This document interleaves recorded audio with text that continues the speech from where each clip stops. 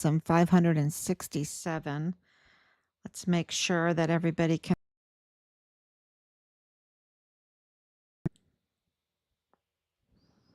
make sure that I'm on.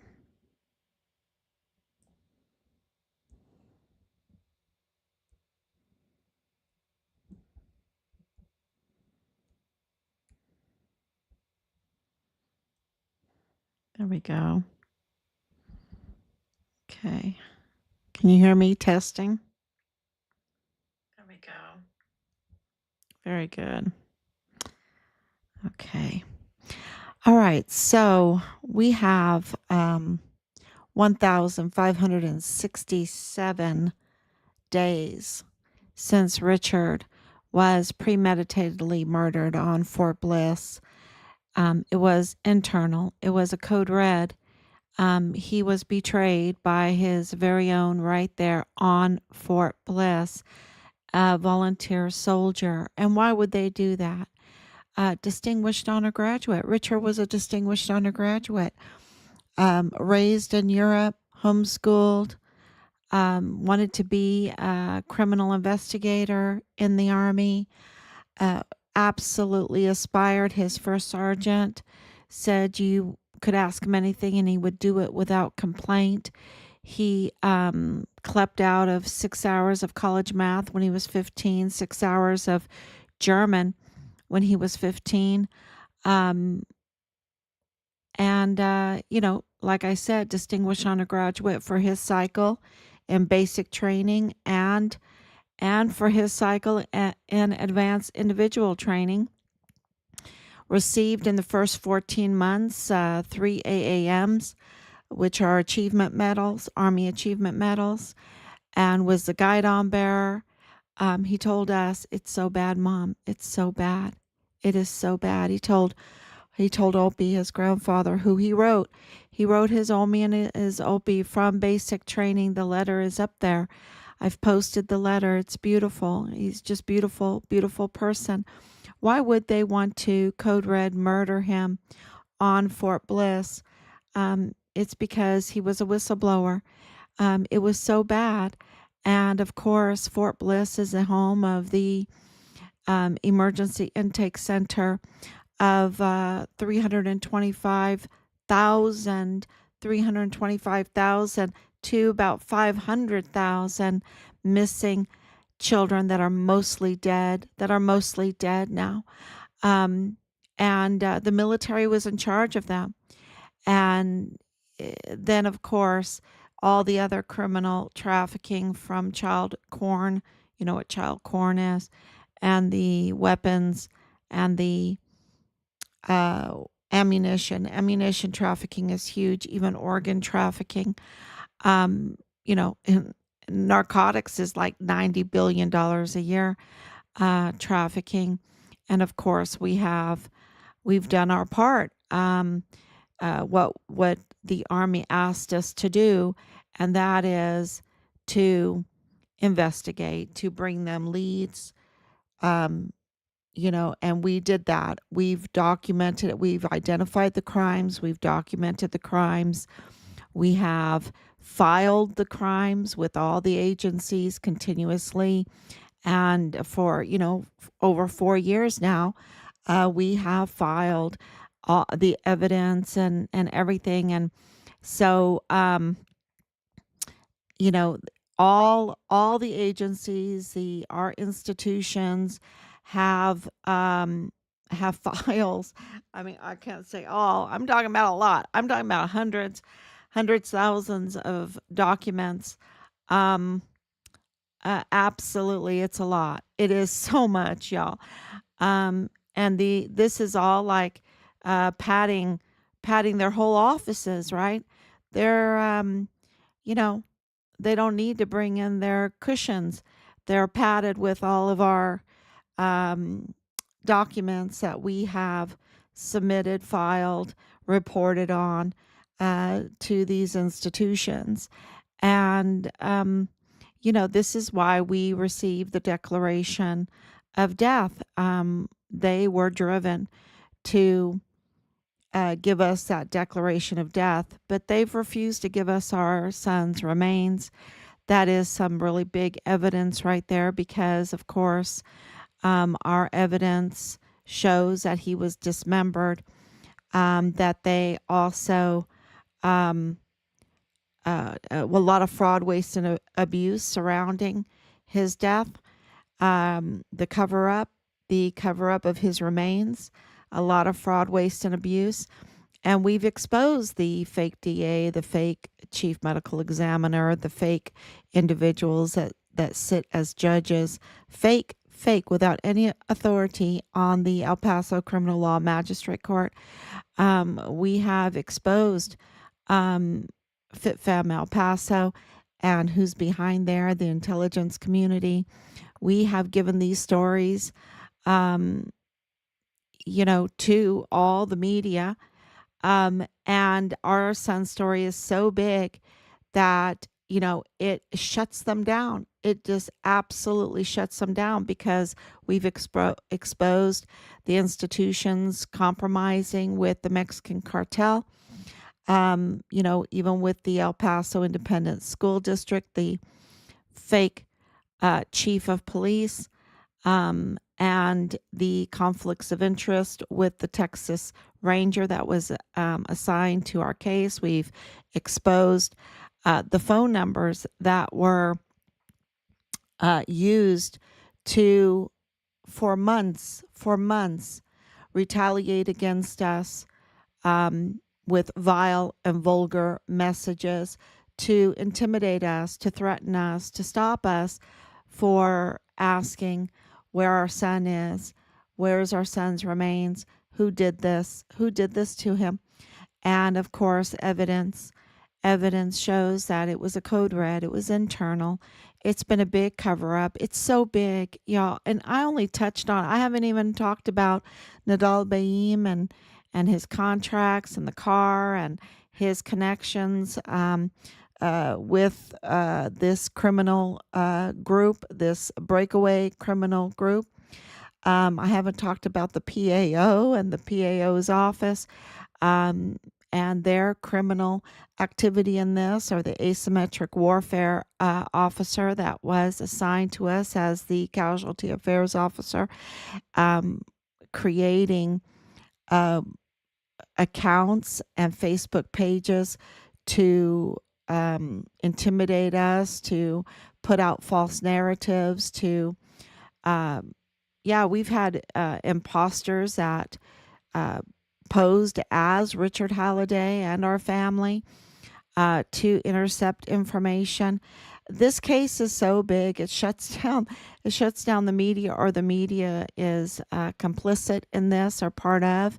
Some of them are part of this criminal group because of Danae Katzen, Bliss Avenue, connected to KTSM with Jonathan and Brees, and of course, Rosa Maria Valdez Garcia, who is connected to the Walmart case. And, but there is something called Team Find Richard Halliday, and Team Find Richard Halliday comes through all the time. It's kind of like this election, right? The election, the people that sit by silently, right? That do their work. I don't even think they sit by. I think they're working very, very hard day in and day out, and they're respectful, and they love our country. I love our country, and and they voted. And it is a huge mandate, y'all. President Trump got the popular vote. He got the Electoral College. He, I know he got the Senate. I hope he has the House. They were very slow in calling Georgia. I couldn't believe it. And, other states and Arizona, they really didn't want to give him Arizona. Virginia, I thought that would go to him, we'll see. But it was absolutely a magnificent comeback. And I can tell you, I can understand a little bit just a little bit about what he has gone through. Of course, we're not billionaires, even though we have the receipts now from the declaration of death, and we have hired through this multiple lawyers and um, private investigators. And, we've been trying to be very wise how everything is done in this case. And, I can't even imagine if you're a billionaire and you have the extensive property and businesses that the Trump brand has. It's amazing. And because in 2015 I looked it up. I posted it. I think I posted it on this. I wanted to see who this guy was.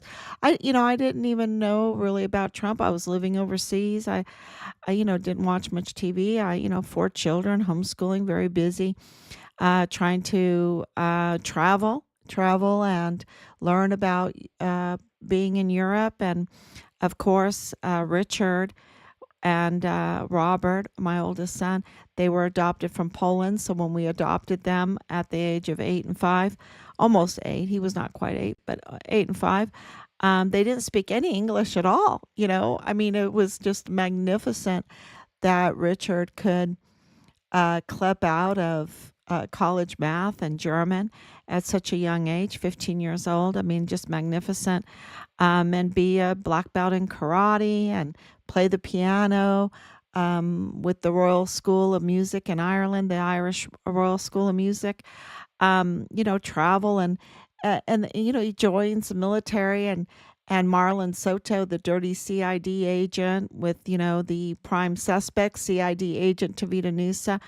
Well, Marlon gets on the, phone with me, and he's trying to play his games, his absolute lying through his teeth games, and telling us about our son. And it's like he's taking the usual mold, and maybe it works for others. I don't know. I think this case is so different. I don't think it ever happened before, but he just tried his best, and it was like total failure.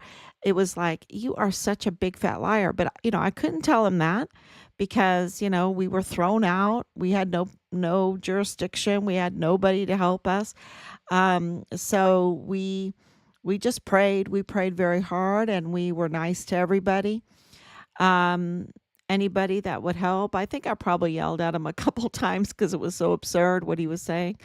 Um, and the lies were so obvious. And it wasn't like yells cussing at him or anything like that. It was just, look, we know our son.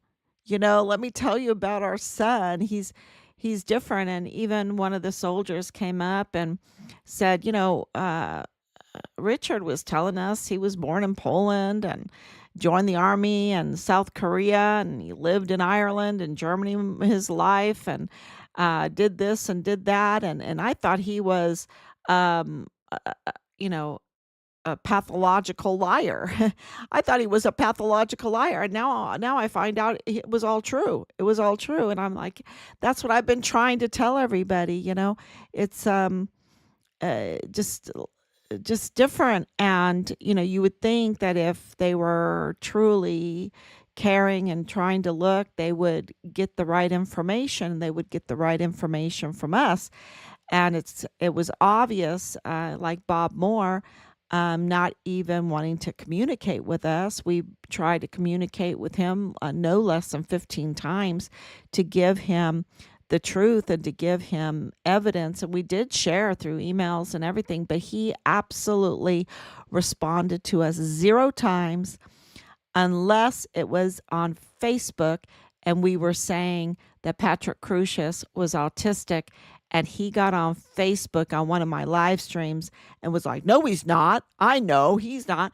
Excuse me. Guess what just came out not too long ago? Patrick Crusius has autism, and it's not just any autism. I think he's pretty much nonverbal autism. I've been real, that is my suspicion. I know he's autistic. That has been confirmed. He's autistic. He has a severe mental health condition. That has been absolutely confirmed. But my suspicion now is that he's nonverbal. And that puts a lot of problems on this case. And because we have been exposing, we broke the Walmart case. We've absolutely broken it because of these latest hearings that were absolutely absurd. Well, really criminal, absolutely criminal when you watch them and you see the double face of Joe Spencer and you see, that Joe Spencer's mob boss persona or mob boss I guess he thinks he is, I think he thinks he has that kind of power. Um, it seems like it has become pretty central in our son's case because it is intertwined with the Walmart mass shooting case. He's intertwined with Rosa Maria Valdez Garcia. He's intertwined with Lalani Hart. He's intertwined with those that target our son's case. And so now you have Bill Hicks, the usurper, who lost the election yesterday. I think they were waiting for the election. I don't think they had under this administration, there's so much fear to do the right thing and to have arrested him. But he's now lost the election and he's talking fear. He is talking fear. And he's talking fear about this case. And it's not so much about the Walmart mass shooting case, okay? It is about Richard's case, I believe. Now that's my opinion. Because Richard's case is so big and it's underneath this Walmart case.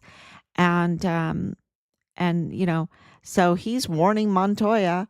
But we've already communicated with Montoya. He already knows us. He's absolutely knows that we have an open communication with him. And, and we're absolutely open communication with this Trump administration. And so, Team Find Richard Halliday has been very good to us because of all of our hard work. I guess we have earned some trust. And so we have a audio dump today. Not, well, recently we were sent audio and there's multiple and we are trying to wrap our heads around it. One little part of it, and I'm going to play it for you. It talks about the money. And this was recorded in a hotel in El Paso. And so,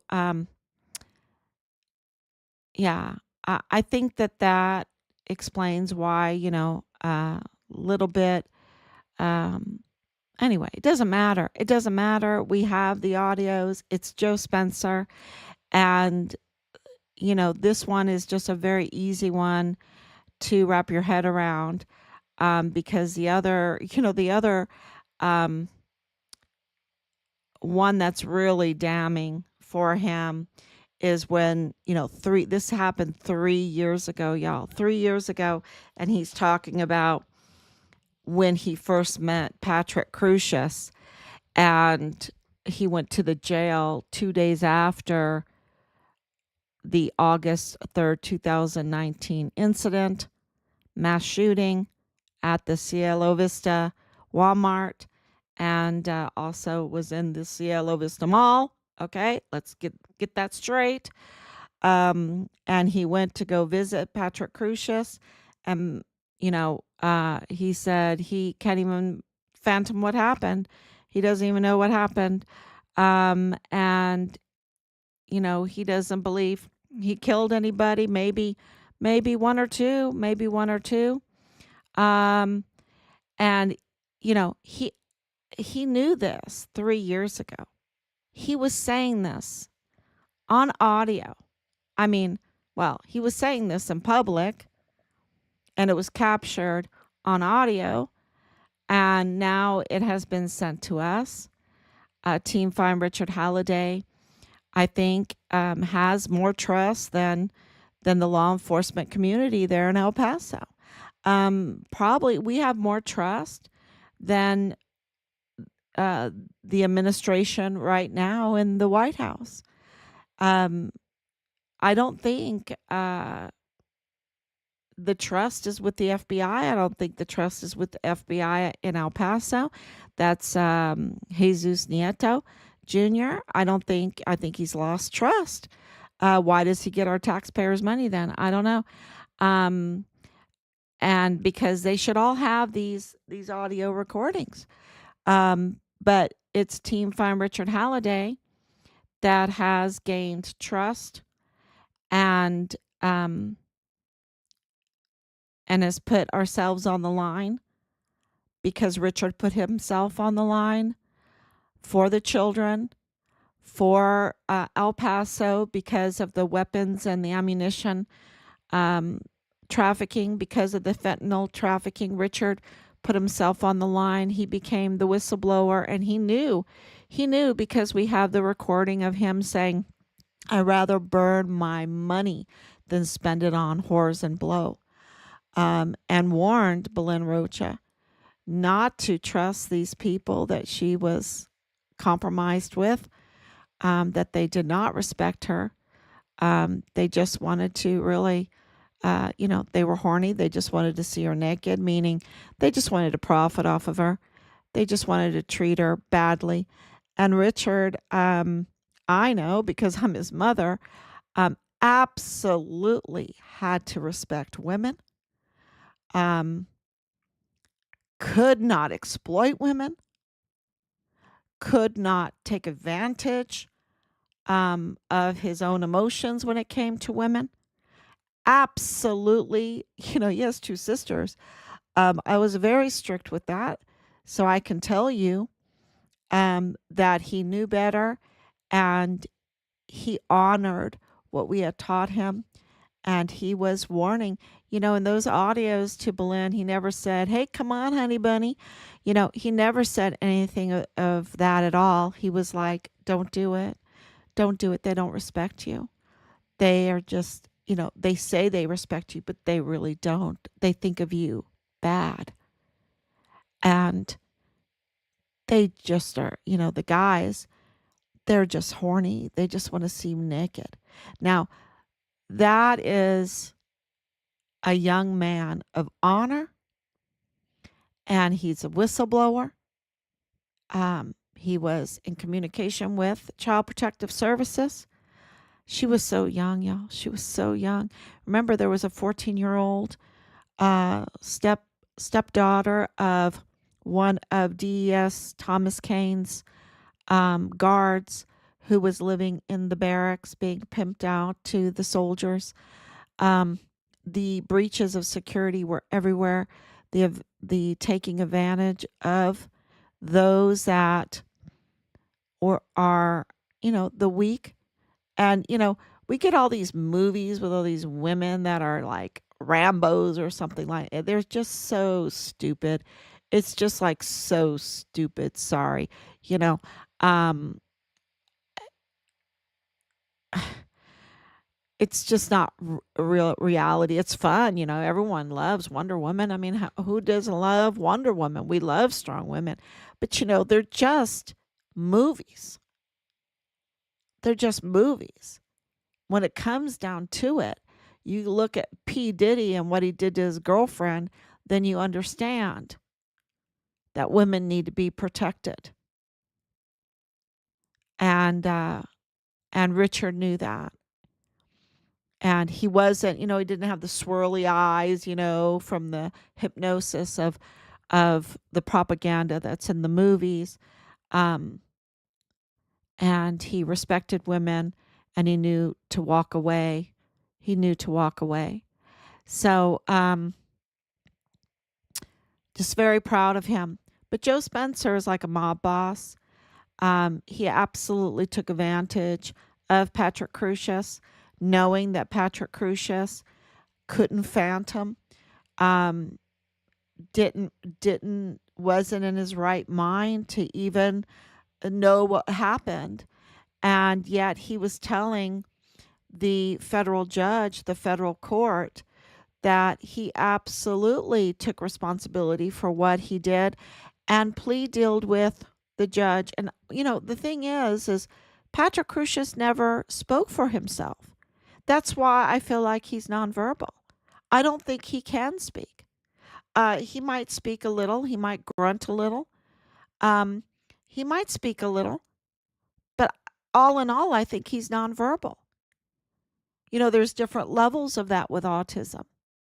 And, I'd like to hear him speak because with a defense attorney like Joe Spencer, who needs a prosecutor?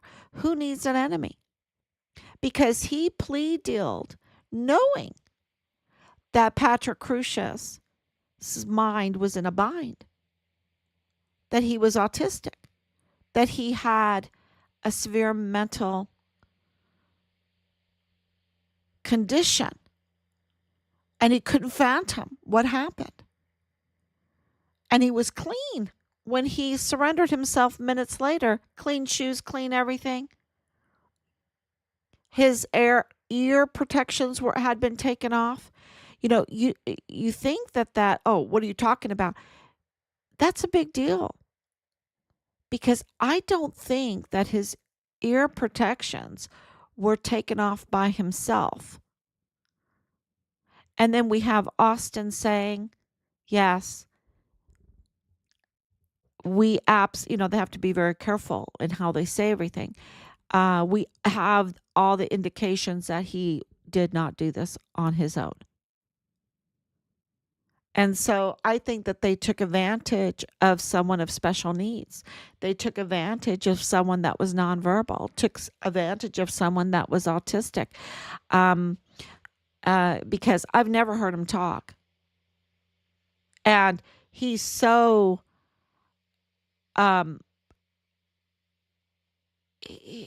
he's not full of rage. He just sits there. And he's so compliant with everything. Come, walk through here, sit down, stand up. He doesn't show any attitude at all. He shows, what the hell is happening to me? He looks malnourished. He doesn't look kept. I don't know how much weight he's lost. And why am I saying all this? Because Joe Spencer, he's obligated to put all of that on the table to defend Patrick Crusius. So Team Find Richard Halliday, we didn't get the millions and millions and millions of dollars. I think it was like $5 million in the first year, $3 million every year after. We were in our 5th year. They want 2 more years. I mean, millions of dollars. And we asked for an open records from Amy Snoddy, from Austin. We want to know how much money has been spent. And, this is state and federal funds, right? Why can't we know? And they don't want to tell us how much they have spent. I think everybody needs to put in an open records to Amy Snoddy. So, this is what roads did not get paved? What taxes had to be raised? How much property tax do El Pasoans pay? It's huge. You're paying for this scam, this sham, this, for Joe Spencer to take advantage of a special needs individual and not give him an adequate defense and plead him for 90 life sentences in the federal court and then in the state court, which is a total different jurisdiction, parade him around in his prison clothes, in chains, unkept, look like he's starving, with a bulletproof vest on, tampering with the jury pool, obstructing justice.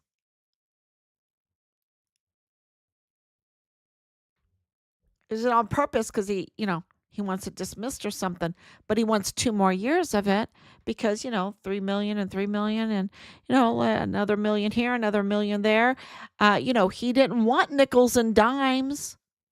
And that's the audio drop for today. Is him taking advantage of Patrick Crusius. But this part is about not telling, him being like a mob boss. And there's other audio that kind of goes with this on how he's talking to these judges.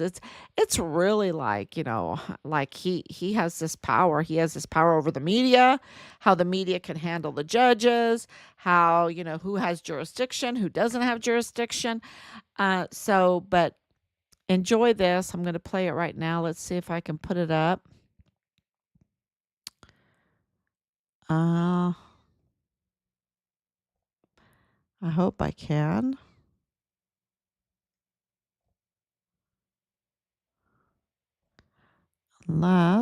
Here it is. Here's a display. There it is. Okay. Let me put I'm not so great with this.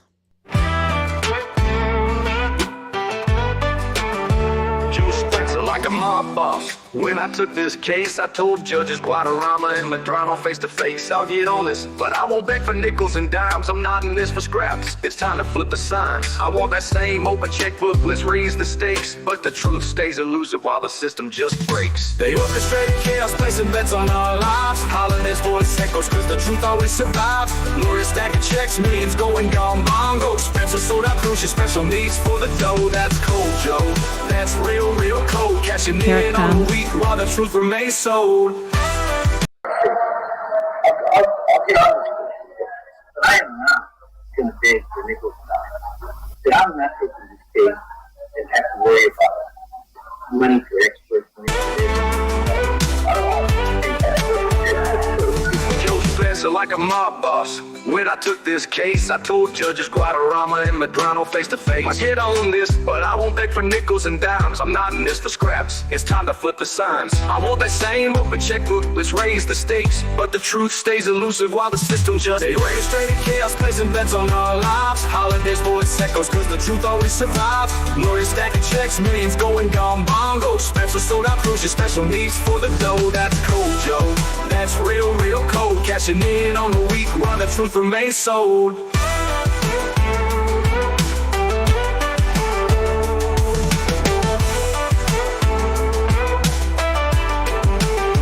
Cashing in on the week while the truth remains sold. Cashing in on the week while the truth remains sold.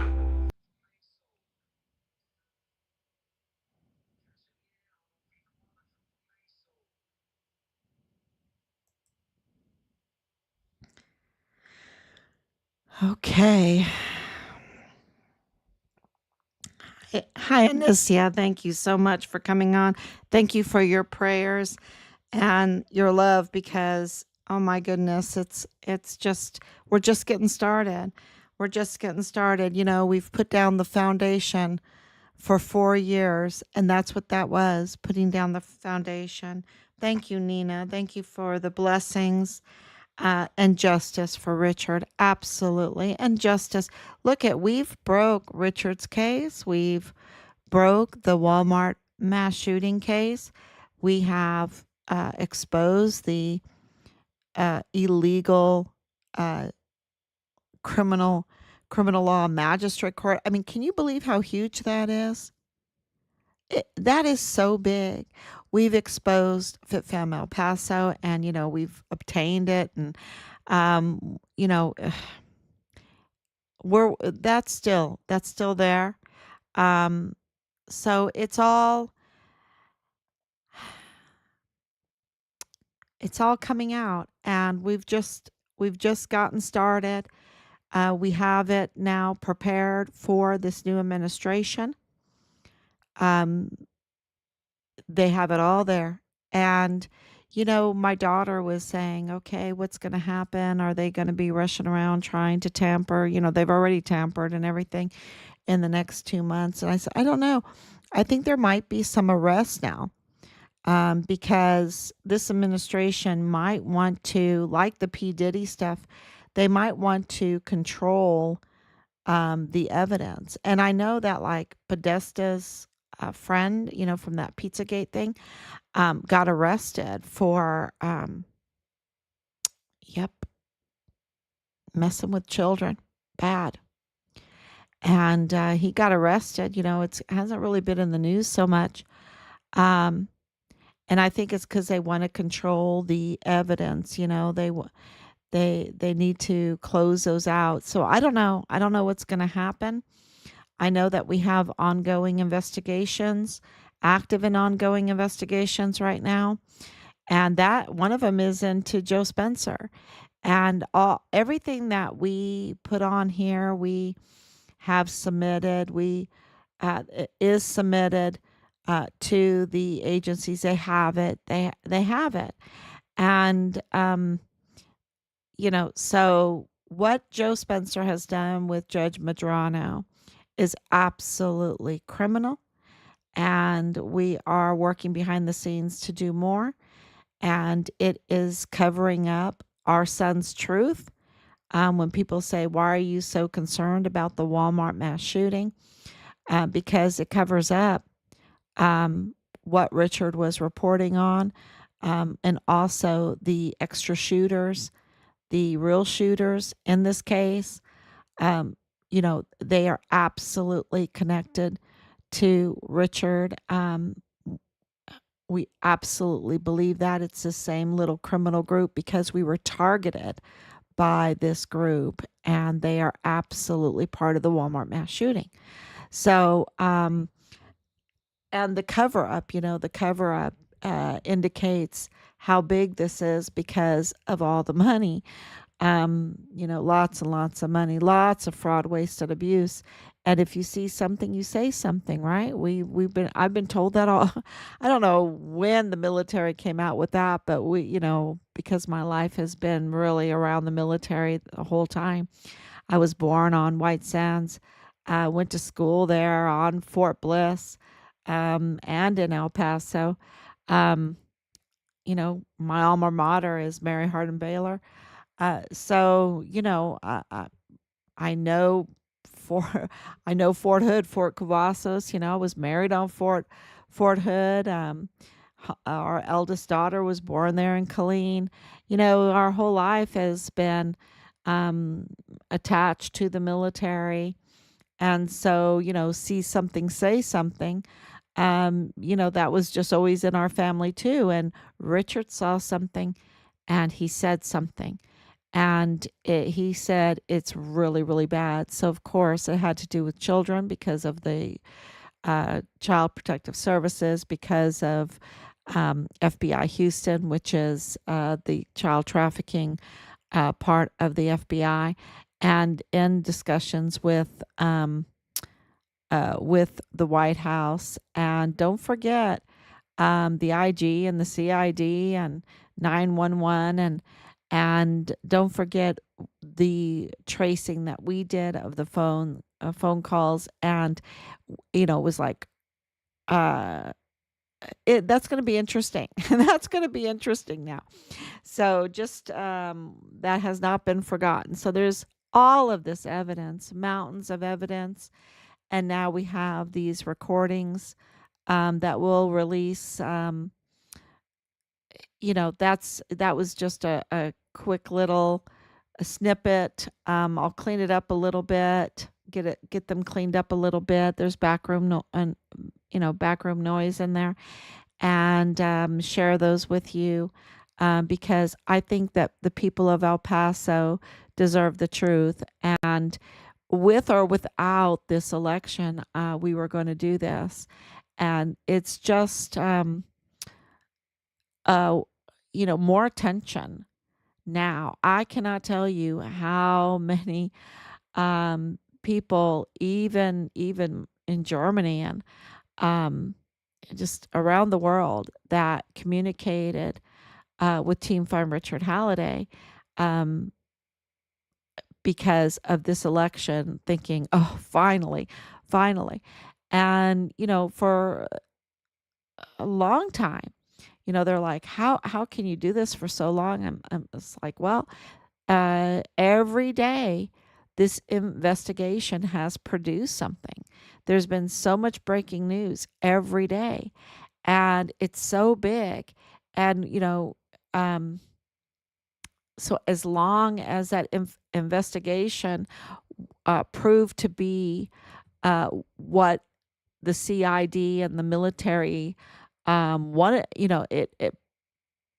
they wanted it to be a cold case, right? That's what they wanted it to be.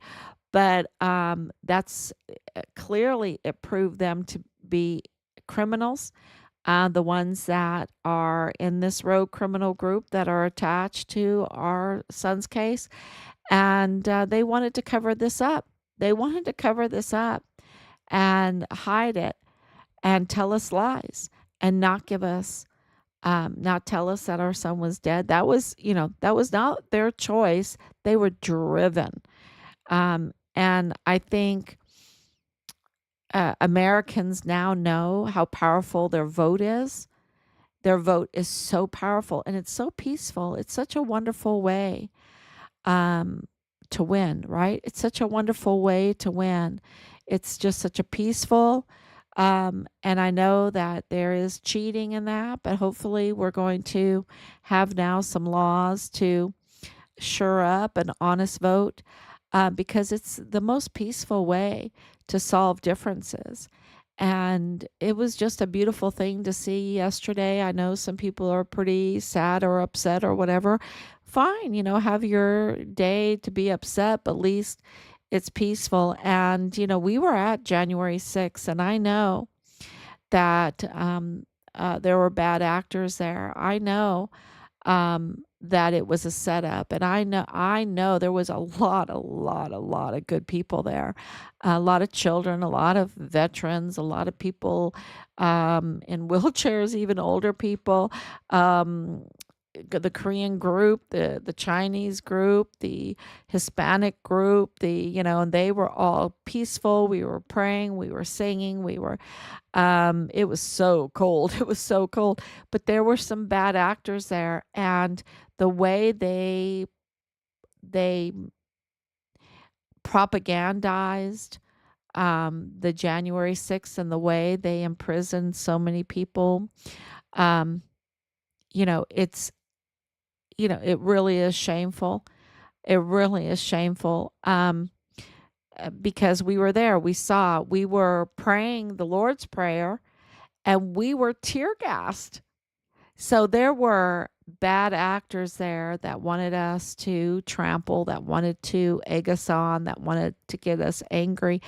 And for the most part, a million people there, um, they didn't. They held their common sense. They held their peace, and um, and they helped each other. They helped each other. I know that I was helped out of the tear gas with a person that had a baby in a stroller, with another person in a wheelchair.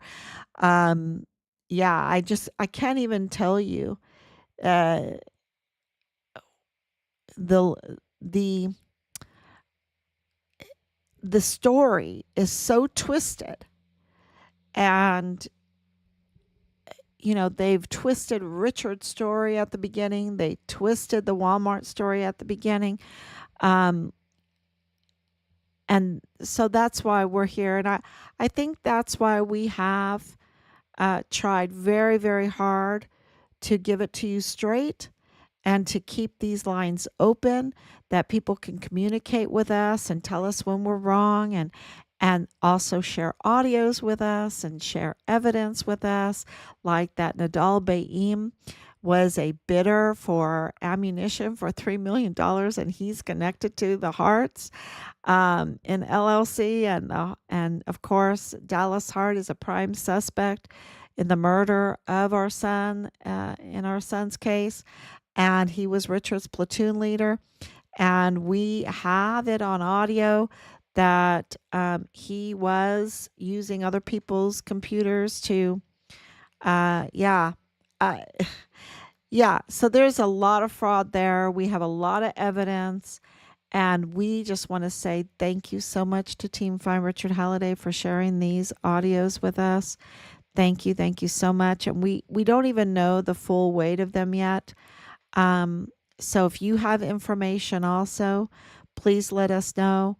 And you know that will be a great help, because until well, the next step, we are continuing to collect all the evidence we can and document it and file it. So thank you so much, everyone. God bless you. And we will be back tomorrow, God willing. Bye-bye. Oh, thank you, Alicia.